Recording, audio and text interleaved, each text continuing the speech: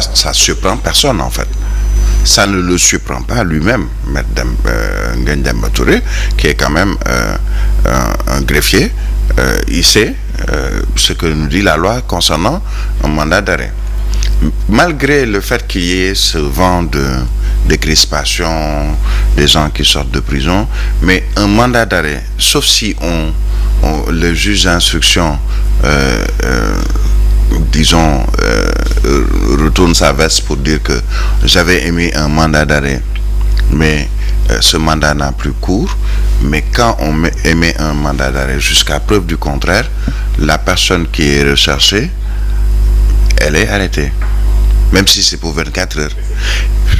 Si on lit le code de procédure pénale, dans son article 121, on nous dit, si l'inculpé est en fuite ou s'il réside hors du territoire de la République, le juge d'instruction, après avis du procureur de la République, peut décerner contre lui un mandat d'arrêt si le fait comporte une peine d'emprisonnement correctionnel ou une peine plus grave.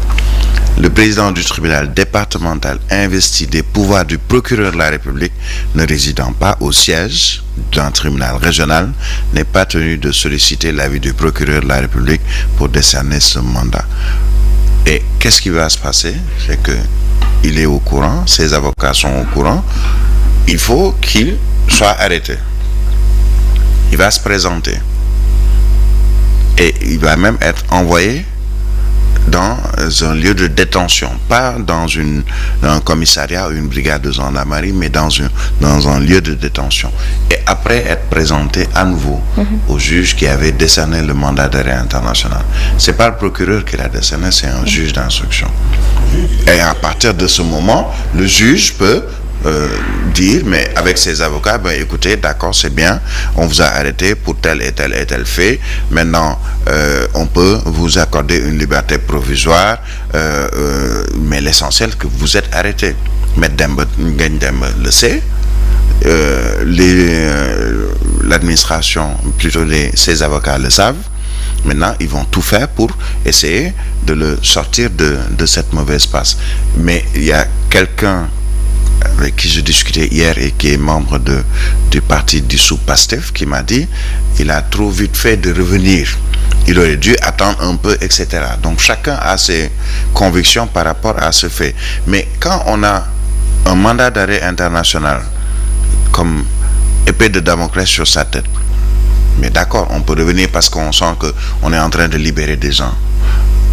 L'erreur qu'il a eu à faire, c'est quand il est revenu, c'est légitime, hein? On peut dire que c'est tout à fait normal, mais il est revenu et il a été un peu accueilli comme un héros, il s'est un peu pavoisé, les deux mots sont valables dans ce cas de figure.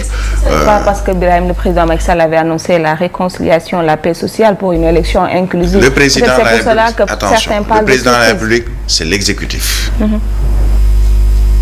Le président de l'Assemblée nationale et les députés, c'est législatif. Le judiciaire a son mode de fonctionnement. Le judiciaire, quand un juge décide je veux ceci, en invoquant la loi, le code pénal, le code de procédure pénale, il faut arrêter un tel, on le cherche, il a pris la pirogue pour se rendre dans un autre pays, je veux un mandat d'arrêt international contre lui, il ne va pas dire non, c'est puisque le président est en train de libérer, non, je laisse tomber. Il peut laisser tomber.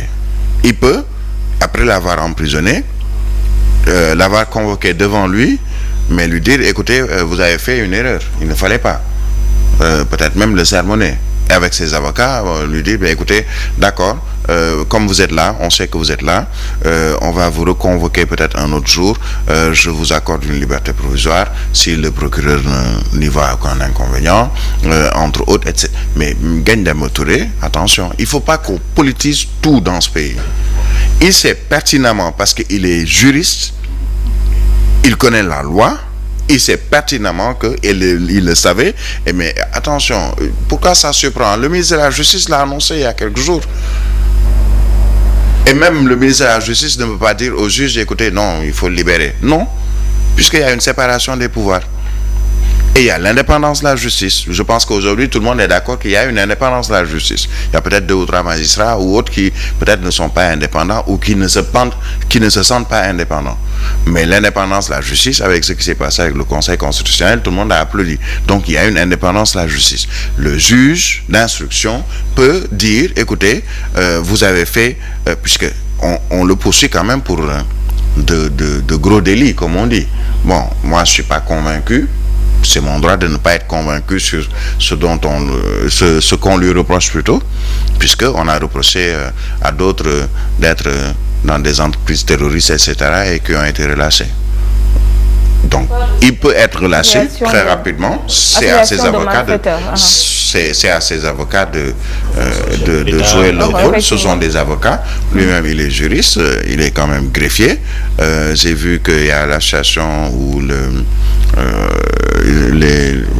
syndicat, entre autres, c'est tout à fait normal, c'est légitime, c'est tout à fait normal. Mais même eux, ils savent que c'était normal qu'ils soient arrêtés. Il faut vraiment pas qu'on nous dise que non, que ça surprend. Non, ça surprend personne. Et lui-même, ça ne le surprend pas. Du tout. D'accord.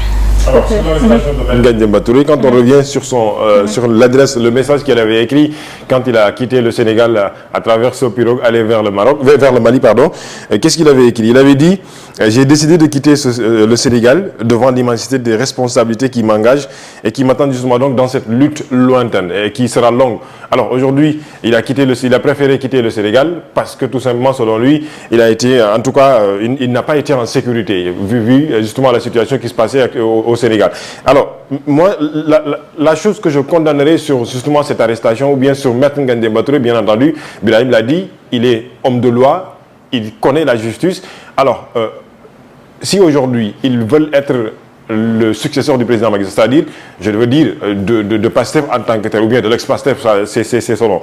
Alors, et qu'il y a la justice qui convoque une personne, et que cette personne, connaissant encore une fois les bases légales, de la justice, dit non, je ne vais pas répondre à cette justice. Est-ce que aujourd'hui, si en 2024 ils parviennent à être en tout cas sur le régime, est-ce qu'ils attendent à ce qu'ils convoquent une autre personne et que cette personne dise non, je ne vais pas répondre à cette justice? C'est ça la question que je me pose. Est-ce que ce comportement, Birahim, ça revient encore une fois à un comportement responsable, d'autant plus qu'il est homme de justice? Est-ce que ça donne justement cette crédibilité qu'il faut à la justice en tant que telle?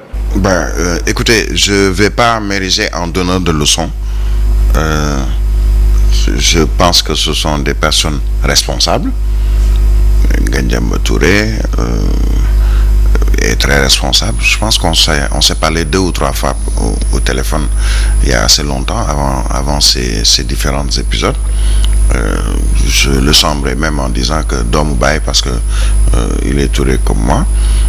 Ousmane Sonko est une personne responsable. Ce n'est pas à moi de leur donner des leçons. Il y a des actes que certains peuvent poser, tout en sachant que ces actes peuvent avoir des conséquences peut-être dans un avenir plus ou moins proche, mais en se disant, je vais poser cet acte malgré les conséquences parce que j'ai une autre vision de ce que je veux, ou c'est une stratégie de communication, ou c'est une stratégie point. Je ne sais pas si vous vous souvenez de cette image. Je pense que c'était la première fois où on convoquait Ousmane Sonko qui devait quitter Cité Keur Gorgui libre. À un moment, on l'a vu porter ses 2 mains derrière, sur le dos. Avec les images, on avait l'impression qu'on lui avait qu'on lui avait mis les menottes, ce qui n'était pas le cas. Mais c'était une manière pour lui. C'est un fin stratège en matière de communication, mais c'est l'image qu'il voulait montrer. On avait l'impression que, mais écoute, on l'a menotté, alors que ce n'était pas le cas. Ils savent ce qu'ils font. Je veux dire, ils sont suffisamment responsables. Ils peuvent faire pas mal d'erreurs, parce qu'ils en ont fait. Tout le monde en fait. J'en fais. Tout le monde en fait. Mais le code pénal, si moi, journaliste, je ne suis pas juriste du tout, peut-être que j'ai fait quelques trucs de droit, cours de droit comme on dit, mais le code pénal est disponible pour tout le monde. Le code de procédure pénale, la loi, elle est disponible pour tout le monde. Et qu'est-ce qu'on nous dit? Nul n'est censé ignorer la loi. C'est ce qu'on nous dit. Nul n'est censé ignorer la loi. Encore moins les hommes de loi. Encore moins des hommes qui n'ont appris peut-être que le droit. Nul n'est censé ignorer la loi. Maintenant que je connais la loi, mais que je décide de passer outre ou de faire autre chose, mais les conséquences, mais écoutez, il faut que je puisse les subir.